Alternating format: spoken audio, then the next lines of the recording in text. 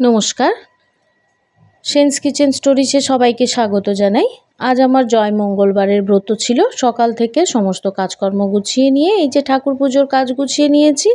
এই পুজোর একটা বিশেষত্ব হচ্ছে এই পুজো একটা খিলি খেতে হয়, যেটায় 16টা চাল, 16টা তুলসী পাতা, 16টা দিয়ে একটা পানের মতো খিলি করে পুজো করে ব্রতকথার বই পড়ে তারপর খেতে হয়। এটা খাওয়ারও আবার একটা নিয়ম, এটা গিলে খেতে হবে, দাঁতে লাগলে চলবে না। তাই আমি একটা কলা দিয়ে মেখে খেয়ে নেব। আর এই যে মেয়ে বসে আছে বাটি নিয়ে, এই বাটার একটু প্রসাদ খাবে বলে। আমরাও বসে থাকতাম ছোটোবেলায়, মা যখন পুজো করতেন। আবার আমার শ্বশুরবাড়িতে গিয়েও দেখেছি আমার দেওর ছানাগুলোও বসে থাকে।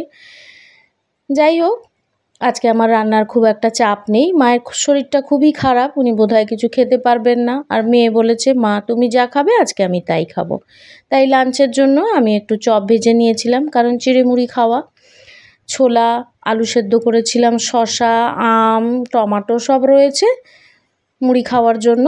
আর এই যে চিড়ের একটা আলাদা বিশেষত্ব আছে, সেটা হচ্ছে ফলাহার করতে হবে।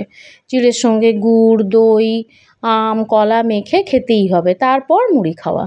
যাই হোক, আজকের ভিডিও কেমন লেগেছে অবশ্যই জানাবেন। ভালো লাগলে লাইক, শেয়ার, সাবস্ক্রাইব করে আমার সঙ্গে থাকবেন সবাই খুব ভালো থাকুন, সুস্থ থাকুন। ধন্যবাদ।